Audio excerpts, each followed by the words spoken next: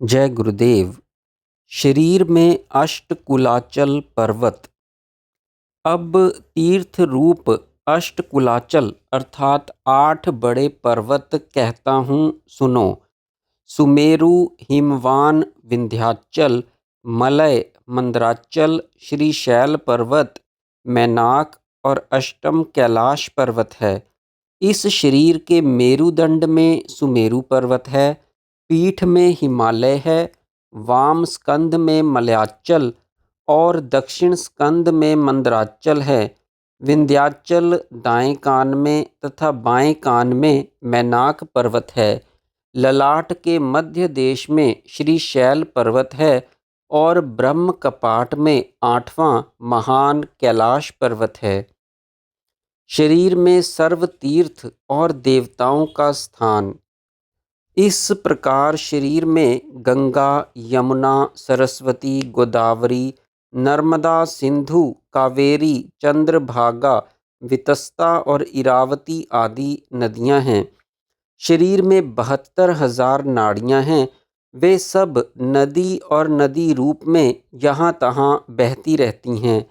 ऐसे ही शरीर में 15 तिथि, 7 वार और 27 नक्षत्र राशि तथा 28 योग, 7 करण, ग्रह, उपग्रह इत्यादि समग्र नक्षत्र मंडल सहित 33 कोटि देवता इस शरीर के सब अंगों में जहाँ तहाँ अपने अपने स्थान में निवास करते हैं। शरीर में पंच प्राण, मन, नाद, बिंदु, कला, ज्योति, षट चक्र, मेरुदंड और उड्डीयान, जलंधर एवं कामरूप, पूर्णगिरि और श्रीहट्टक, महापीठ आदि सब कुछ देह के मध्य में स्थित है। शरीरस्थ हृदयाकाश में अनंत गंधर्व, किन्नर, यक्ष, विद्याधर, अप्सरा, गुह्यक आदि नाना प्रकार की जाति के देवता लोग निवास करते हैं और अनेक प्रकार के तीर्थ इसमें ही हैं, क्योंकि प्रकृति पुरुष रूप इस मनुष्य देह के परम आकाश में परम देवता ब्रह्मा, विष्णु तथा शिव स्वयं विराजमान हैं। अतः उनके अनंत सामर्थ्य सिद्धि के ज्ञान को देने वाला प्रकाश सर्वदा हृदय में हो रहा है। इसलिए बाहर ब्रह्मांड में जो सब गुण हैं वे सब शरीर में ही रहते हैं। इस देह रूप ब्रह्मांड में कहने, सुनने, देखने और जानने के बहुत से स्थान हैं। उनमें से मैंने प्रधान प्रधान स्थानों को इस योग शास्त्र में संक्षेप में कहा है, क्योंकि शरीर के भीतर में जिस जिस नाम से नाना प्रकार के जो स्थान और जो विषय हैं, उन सब का यथा तथ्य कथन नहीं किया जा सकता। इसलिए ईश्वर से मिलने की इच्छा वाले साधकों को निश्चय पूर्वक जान लेना चाहिए कि जो कुछ दृश्य अदृश्य बाहर ब्रह्मांड में है वही सब तुम्हारे शरीर रूपी पिंड में भी है। वे सब प्राण में ही संलग्न हैं। इसलिए प्राण के सहारे से, प्राण की सहायता से तुम उनको देख सकते हो, जान सकते हो। वे सब प्राण के ही अंतर्गत हैं, परंतु निरंजन परमात्मा प्राण से भी परे है। श्री महेश्वर कहते हैं कि अपने अंतर में ही सब कुछ होने पर भी स्वतंत्र मन वाले स्वेच्छाचारी तामसिक लोग वास्तविक प्रायश्चित के और मुक्ति पाने के स्थान अंतर के तीर्थों को छोड़कर बाहर के प्रयाग आदि तीर्थों में इधर उधर भटकते हैं। उनकी मुक्ति कैसे हो सकती है? क्योंकि अपने में स्थित प्रयाग आदि तीर्थ में ना जाने से कोई मुक्त भला कैसे हो सकता है? इसलिए विधाता ने सृष्टि के साथ ही वेदों में उपदेश दे रखा है कि यदि तुम्हें दिव्य लोक प्राप्ति की इच्छा है या मोक्ष पाना है, तो ये दोनों तुम अपने में ही पा सकते हो। जगत में तुम जीव और मैं शिव दो ही हैं। तुम जीव बाहर में हो, मैं शिव अंतर में हूँ। यदि तुम मुझसे मिलना चाहो तो अंदर आना होगा। इसलिए मैंने सब कुछ अंदर ही रखा है ताकि तुम्हें कहीं और ना जाना पड़े। तुम मुझको बाहर खोजने जाओगे तो मैं तुमसे नहीं मिलूँगा और तुम मुझसे नहीं मिल सकोगे। अतः यदि तुमको मेरे दिव्यलोक प्राप्ति की कामना है तो अंतर के प्रयाग तीर्थ में नहाना और परम शांतिमय सदा आनंद धाम मुक्ति पाने की इच्छा हो तो वहीं मर जाना। शरीरस्थ प्रयाग तीर्थ का वर्णन।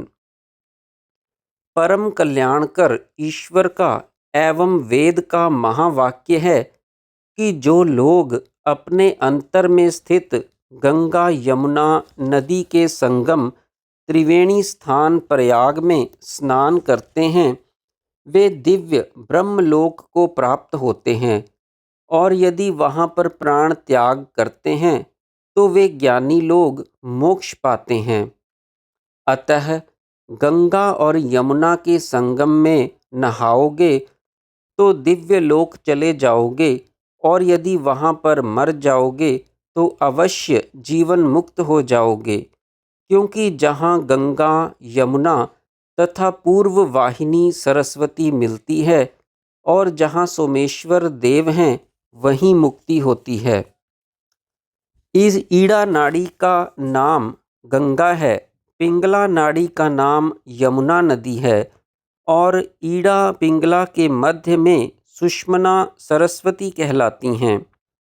जहाँ इन तीनों नाड़ियों का संगम होता है वह स्थान तीर्थराज प्रयाग कहलाता है। जो कोई वहाँ पर स्नान करते हैं वे सब पापों से मुक्त हो जाते हैं। तुम्हारे शरीर में इन तीनों नाड़ियों की उत्पत्ति स्थान मूलाधार कमल है।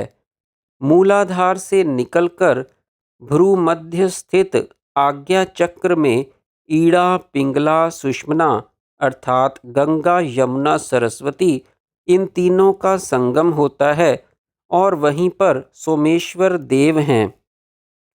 यहाँ से ईड़ा पिंगला अर्थात गंगा यमुना श्वास प्रश्वास से बाहर बहती हैं और अंदर सुषमना अर्थात सरस्वती गुप्त ही सहस्त्रार्थ में समा जाती हैं।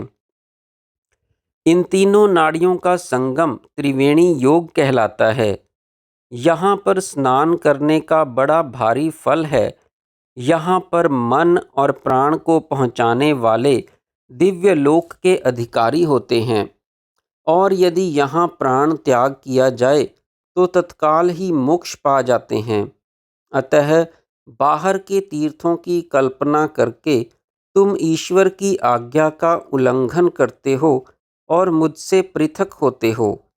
यदि सर्व कर्म बंधन से छूटकर मुक्ति पानी है तो अच्छी तरह तुम्हें समझ लेना चाहिए कि अपने में जो प्रयाग तीर्थ है उसी से पा सकते हो। प्रयाग तीर्थ का महात्म।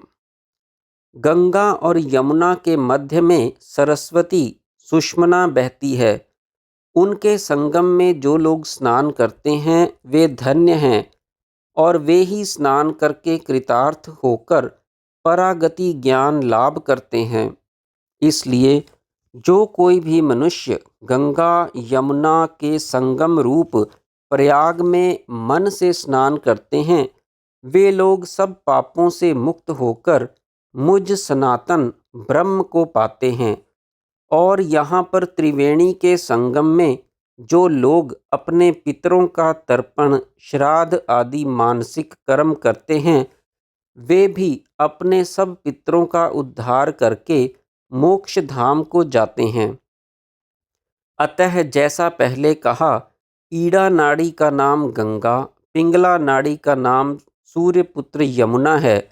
दोनों के मध्य में सुषमना नाड़ी का नाम सरस्वती है। इन तीनों के संगम रूप इस प्रयाग तीर्थ का मिलना अतीव दुर्लभ है।